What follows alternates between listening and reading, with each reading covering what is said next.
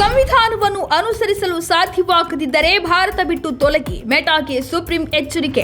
ಬಳಕೆದಾರರ ಡೇಟಾ ಹಂಚಿಕೆ ಪದ್ಧತಿಗಳ ಬಗ್ಗೆ ಮೆಟಾದ ನೀತಿಯ ಕುರಿತು ನ್ಯಾಯಾಲಯ ಕಳವಳ.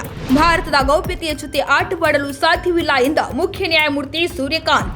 ಬಳಕೆದಾರರ ಗೌಪ್ಯತೆಯ ಉಲ್ಲಂಘನೆಗಾಗಿ ವಾಟ್ಸ್ಆಪ್ ಮತ್ತು ಅದರ ಪೋಷಕ ಕಂಪನಿ ಮೆಟಾವನ್ನು ಸುಪ್ರೀಂ ಕೋರ್ಟ್ ತೀವ್ರವಾಗಿ ತರಾಟೆಗೆ ತೆಗೆದುಕೊಂಡಿದ್ದು, ಭಾರತದ ಗೌಪ್ಯತೆಯ ಹಕ್ಕಿನೊಂದಿಗೆ ಆಟವಾಡಲು ಸಾಧ್ಯವಿಲ್ಲ ಎಂಬ ಕಠಿಣ ಎಚ್ಚರಿಕೆಯನ್ನು ನೀಡಿದೆ.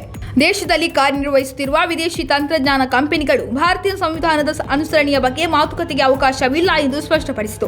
ಭಾರತದ ಸಾಂವಿಧಾನಿಕ ಚೌಕಟ್ಟನ್ನು ಅನುಸರಿಸಲು ಸಾಧ್ಯವಾಗದಿದ್ದರೆ ಅದು ದೇಶವನ್ನು ತೊರೆಯಬೇಕು ಎಂದು ಮುಖ್ಯ ನ್ಯಾಯಮೂರ್ತಿ ಸೂರ್ಯಕಾಂತ್ ನೇತೃತ್ವದ ಪೀಠವು ಮೆಟಾಗೆ ಸ್ಪಷ್ಟವಾದ ಸಂದೇಶವನ್ನು ನೀಡಿದೆ. ವಾಟ್ಸ್ಆಪ್ನ 2021ರ ಗೌಪ್ಯತೆ ನೀತಿಯ ವಿರುದ್ಧ ಭಾರತೀಯ ಸ್ಪರ್ಧಾ ಆಯೋಗ ವಿಧಿಸಿದ 213.14 ಕೋಟಿ ರೂಪಾಯಿ ದಂಡವನ್ನು ಎತ್ತಿ ಹಿಡಿದ ರಾಷ್ಟ್ರೀಯ ಕಂಪನಿ ಕಾನೂನು ಮೇಲ್ಮನವಿ ನ್ಯಾಯಮಂಡಳಿ ತೀರ್ಪಿನ ವಿರುದ್ಧ ಮೆಟಾ ಪ್ಲಾಟ್ಫಾರ್ಮ್ಗಳು ಮತ್ತು ವಾಟ್ಸ್ಆಪ್ ಸಲ್ಲಿಸಿದ ಮೇಲ್ಮನವಿಗಳನ್ನು ವಿಚಾರಣೆ ನಡೆಸಿದ ನ್ಯಾಯಪೀಠ, ಬಳಕೆದಾರರ ಡೇಟಾವನ್ನು ವಾಣಿಜ್ಯ ಉದ್ದೇಶಗಳಿಗಾಗಿ ಬಳಸಿಕೊಳ್ಳಲಾಗುವುದಿಲ್ಲ. ನೀವು ನಮ್ಮ ದೇಶದ ಗೌಪ್ಯತೆಯ ಜೊತೆ ಆಟವಾಡಲು ಸಾಧ್ಯವಿಲ್ಲ. ನಮ್ಮ ಡೇಟಾದ ಒಂದೇ ಒಂದು ತುಣುಕನ್ನು ಹಂಚಿಕೊಳ್ಳಲು ನಾವು ನಿಮಗೆ ಅವಕಾಶ ನೀಡುವುದಿಲ್ಲ ಎಂದು ಅಮೆರಿಕದ ಸಂಸ್ಥೆಗೆ ಖಡಕ್ ಎಚ್ಚರಿಕೆ ನೀಡಿದೆ. ಮೆಟಾ ಮತ್ತು ವಾಟ್ಸ್ಆಪ್ ಜಾಹೀರಾತಿಗಾಗಿ ಬಳಕೆದಾರರ ಡೇಟಾವನ್ನು ಹಂಚಿಕೊಳ್ಳಲು ಅನುಮತಿ ನೀಡಿದ NCLAT ಆದೇಶವನ್ನು ಪ್ರಶ್ನಿಸಿ ಭಾರತೀಯ ಸ್ಪರ್ಧಾ ಆಯೋಗವು ಸಹ ಮೇಲ್ಮನವಿ ಸಲ್ಲಿಸಿತು. ಭಾರತದ ಮುಖ್ಯ ನ್ಯಾಯಮೂರ್ತಿ ಸೂರ್ಯಕಾಂತ್, ನ್ಯಾಯಮೂರ್ತಿ ಜೋಲ್ಮಯ್ಯ ಬಾಕ್ಷಿ ಮತ್ತು ನ್ಯಾಯಮೂರ್ತಿ ವಿಪುಲ್ ಪಾಂಚೋಲಿ ಅವರನ್ನೊಳಗೊಂಡ ನ್ಯಾಯಪೀಠವು ಈ ಪ್ರಕರಣಗಳ ವಿಚಾರಣೆ ನಡೆಸಿತು. ಮೆಟಾ ಮತ್ತು ವಾಟ್ಸ್ಆಪ್ ಪರ ಕ್ರಮವಾಗಿ ಹಾಜರಾದ ಹಿರಿಯ ವಕೀಲರಾದ ಮುಕುಲ್ ರೋಹಟ್ಗಿ ಮತ್ತು ಅಖಿಲ್ ಸಿಬಲ್ ಅವರು ದಂಡದ ಮೊತ್ತವನ್ನು ಈಗಾಗಲೇ ಠೇವಣಿ ಮಾಡಲಾಗಿದೆ ಎಂದು ನ್ಯಾಯಾಲಯಕ್ಕೆ ತಿಳಿಸಿದರು. ಮೇಲ್ಮನವಿಗಳನ್ನು ಸ್ವೀಕರಿಸಲು ಒಪ್ಪಿಕೊಂಡಿರುವ ಭಾರತದ ಮುಖ್ಯ ನ್ಯಾಯಮೂರ್ತಿ ಸೂರ್ಯಕಾಂತ್